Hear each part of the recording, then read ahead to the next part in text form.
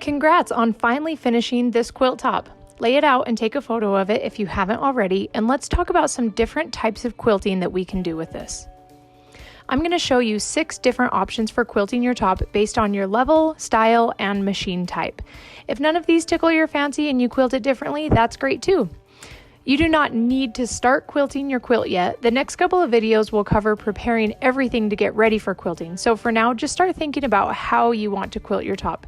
Consider what type of thread you'll use, whether the quilt will be decorative or functional, what your quilting skill level is, as well as what type of machine you'll be quilting on.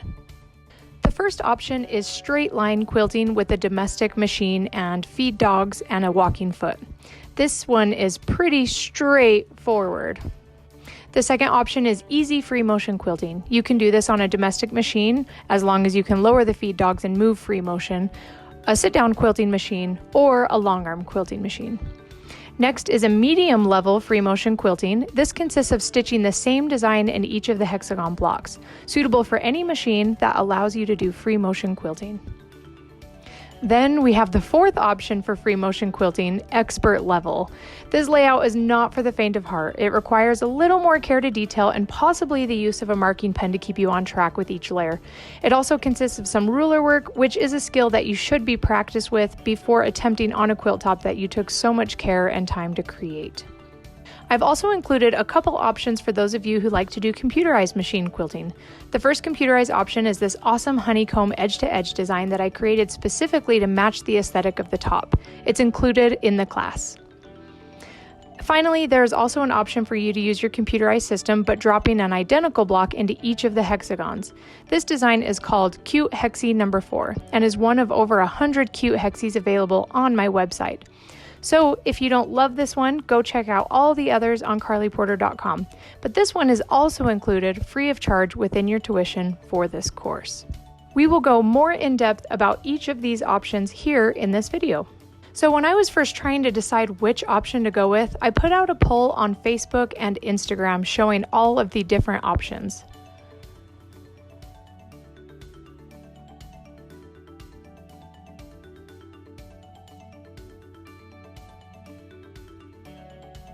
And of course, the internet hive mind chose the craziest quilting option, expert free motion quilting.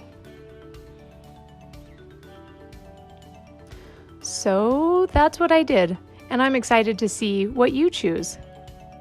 So let's talk about our first option, straight line domestic machine quilting. For this demonstration, I will be using a photo of my quilt top loaded onto my iPad using a drawing app called Procreate. This app is only available on Apple devices, but I'm sure that there are other drawing apps for non-Apple devices as well. So, start by identifying which hexagon block you would like to be the focal point of your concentric hexagons going outward. Stitch in the ditch around that hexagon. Then, inside of that hexagon, stitch another one that is 50% smaller, or about halfway between the edge of the hexagon and the center of the hexagon. Then you're basically going to do the same thing with hexagons that get bigger and bigger. Stitch in the ditch one full triangle away from your previous line, and then stitch halfway between those two ditches.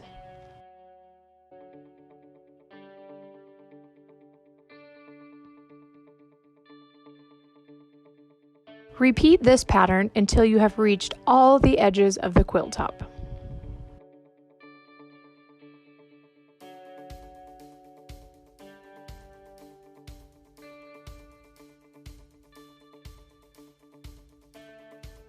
Now let's move on to a free motion quilting option, Pebbles, for number 2, easy free motion quilting.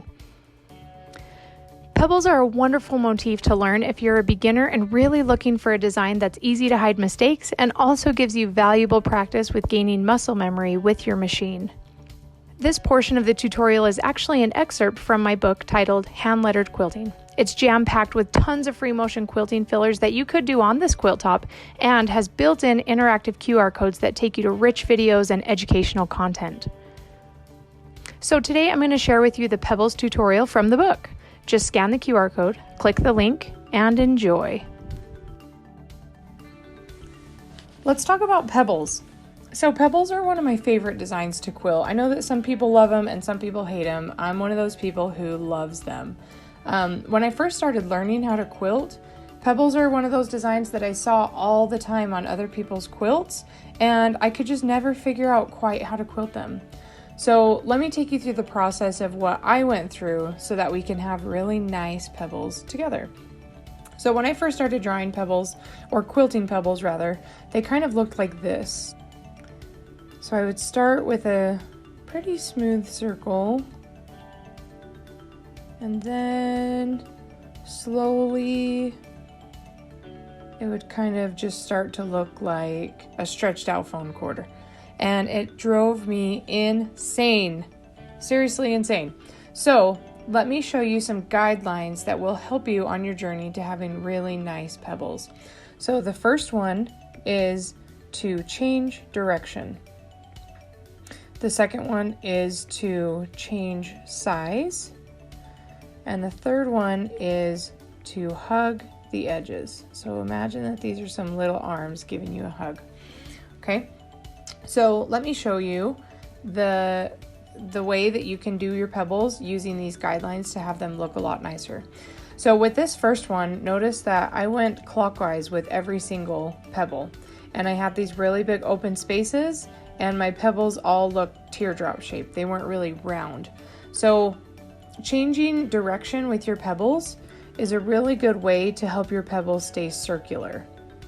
So notice that as I change direction, that constant change is eliminating those little points that we get when we go the same direction with each pebble. Okay, now the next thing is changing size. So notice that with this little cluster, they all are kind of about the same size.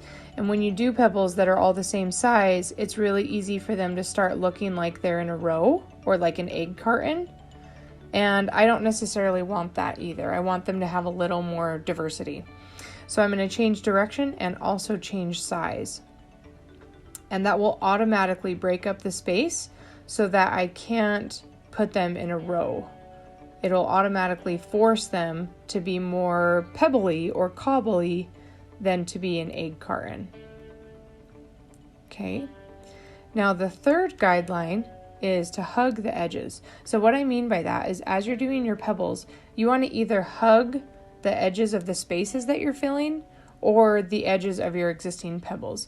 So for instance, if I have a shape like this and I want to put pebbles in here, then what I'm going to do is as I start, I'm going to make sure that I hug that edge as I'm filling it in.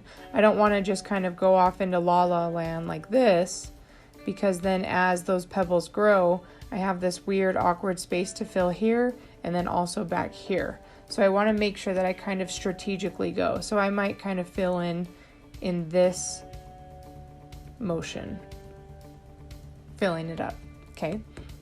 So here's what that would look like. So I'm going to hug those edges, and then if I come back the other way to fill this in, I'm going to just hug every edge that I'm up against really nice and tight. Notice how I'm throwing in some small ones, and then every once in a while I'll throw in a bigger one. So I'm still changing size, and then I'm also changing direction. So notice that basically every pebble that I do is done in the opposite direction than the previous pebble. Okay, so see how I kind of went all the way along the side, and then when I get to that side, I kind of have this nice line here that's allowing me to just close my space as I go. So now I'm going to hug my edges this way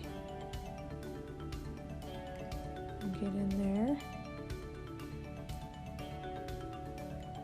Okay, and now these gaps that used to be really big between each pebble, because I'm using these guidelines, those gaps are really small, and that's the goal. Okay.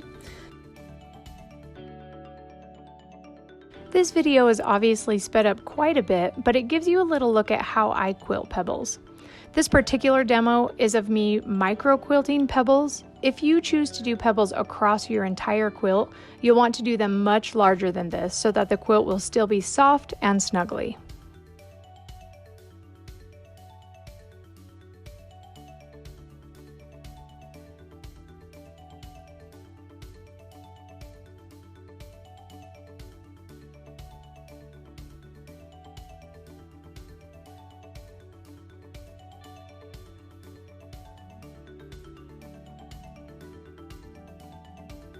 For a functional quilt, this is the approximate scale that you should shoot for with your quilting. If you'd like to explore other fillers that you could use for this quilt, be sure to order a copy of my book, Hand Lettered Quilting, at carlyporter.com. I'll even sign it for you. All right, let's move on to the third option for quilting your Techno Garden quilt top, medium level free motion quilting. So again, I'll be demonstrating this on my iPad Pro. Start by choosing a block to put the design in. Since you'll have to stop and trim your thread with each one, it doesn't really matter where you start. If you're on a stand-up long arm quilting machine, it will obviously make the most sense to start in the top left corner. But if you're on a sit-down or a domestic quilting machine, perhaps starting with one of the more center blocks and working your way out is better. Starting in one of the points of your hexagon, bounce from one point to the next, doing a very shallow arc.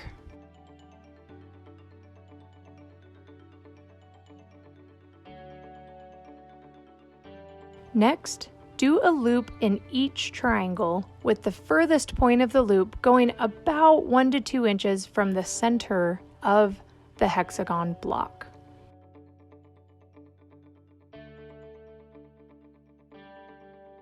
When you get to your very last loop, before making a full loop, stop at the top point of the loop and stitch a circle in the very center of your hexagon block, doing your best to touch the very edges of each loop. And then finish the final edge of the last loop.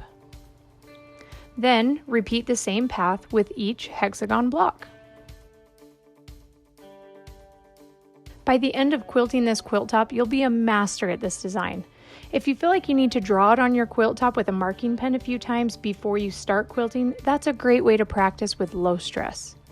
You can always practice on paper as well.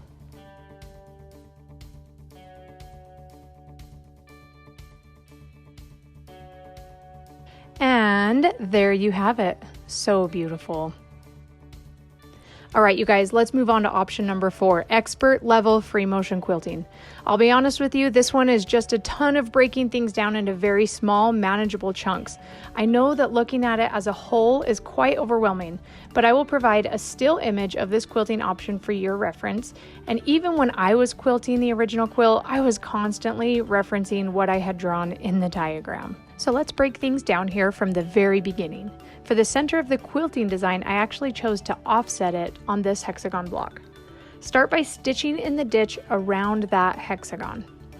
Then at each hexagon corner, quilt a shallow arc. From the inside of that arc, stitch another hexagon. In the center of the hexagon, stitch a circle with a spiral that's about 1/5 the size of the full hexagon. Next, in the corners of that smaller hexagon, bounce from one corner to the spiral and then to the next corner, going around the entire hexagon. And then stitch another smaller triangle path from each of the points. Now do another path going straight between the two previous paths. Then, in each of those small triangles, do a row of 3 pebbles, with the second one larger than the first and third.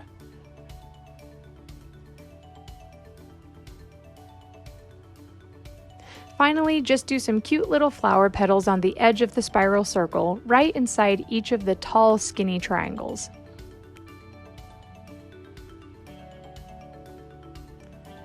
Now we are going to focus on each of these pieces around our center medallion. You can start by stitching in the ditch to secure each section into place.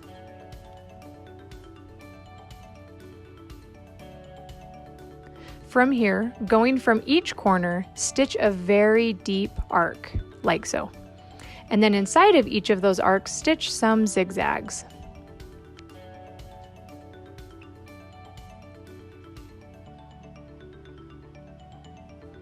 Next, bouncing back and forth from each corner, stitch 3 more arcs that get more and more shallow. And in the outermost arc, stitch 5 clamshells, doing your best to make sure that the 3rd clamshell bump is centered in the arc. Use the pieced hexagon seams as your guide. Now we are going to visualize and mark, if needed, little dots that are about 1.5 inches away from our current hexagon quilting design, and stitch very subtle arcs that go to those points, but pretty much touch the edges of the hexagon in between each point. Next, we are going to use the actual middles of the outer hexagon block sets as our next reference points, and we'll stitch very deep arcs that reach those points but also basically touch in the middle of our previous arcs. Now, inside each of those pointy parts that we just made, we will do arcs that are just not quite as steep. And then fill in that space with some more zigzags.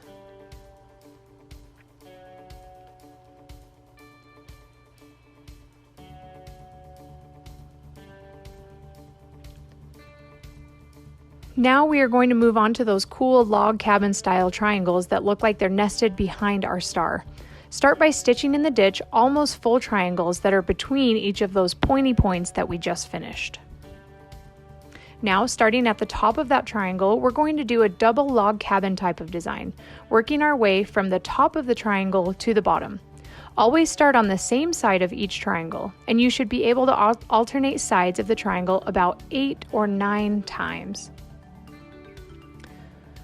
Like so here, 1, 2, 3, 4, 5, 6, 7, 8, 9, and so on and so forth.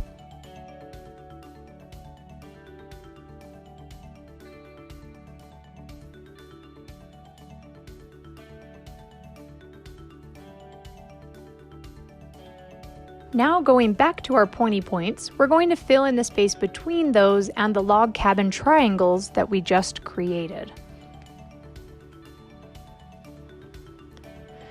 Simply stitch in the ditch from one side of the point to the other, and then add some wedges to fill in that space.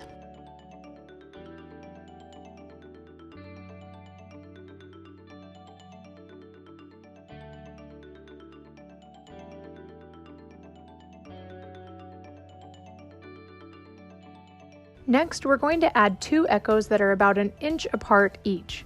You can start by doing a couple markings to help you stay on track. By the way, for any and all of this quilting layout, if you want to use rulers to get super accurate lines, you're more than welcome to. And if you just want to go with the flow and have organically straight lines, then that's awesome too.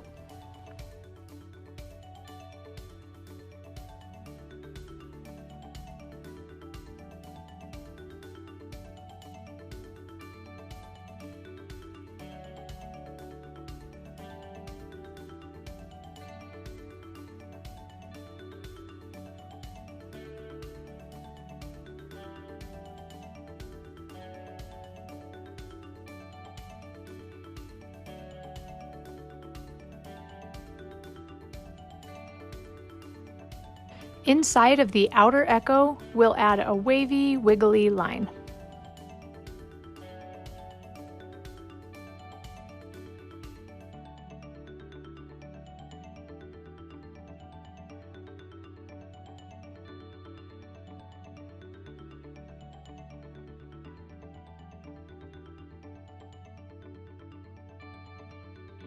For this next part, we're going to use this next row of triangles as our guide. We're going to add a cool cloud shape around the entire edge of our quilted star. There isn't a specific rhyme to this cloud, but there is some reason. Try to alternate in size with your cloud puffs, but don't make any that are super tiny or super huge. This is another filler motif that you can get more in-depth education on in my hand-lettered quilting book. After creating the initial cloud shape, go through and add a layer to each of the puffs, making crescent moon shapes. Be sure to close the shape of each puff. After creating the initial cloud, echo all of that, making sure to mimic the cloud shape, but not actually touch the clouds with your echo. Next, we are going to fill in the entire inside of the cloud with pebbles. Referencing the earlier part of this video will help you master the pebble filler.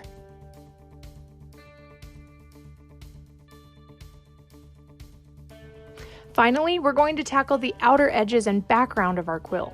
This design is a combination of what I call contour lines and braids. And here's basically how it works.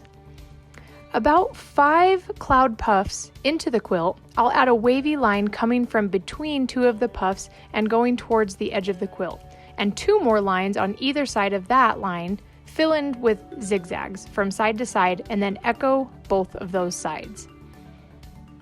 And then echo each of the puffs that you passed before quilting the braid until you fill in the entire background. Echo over 3 to 6 more puffs and then add another braid. Alternate between braids and contour lines until your whole background is quilted.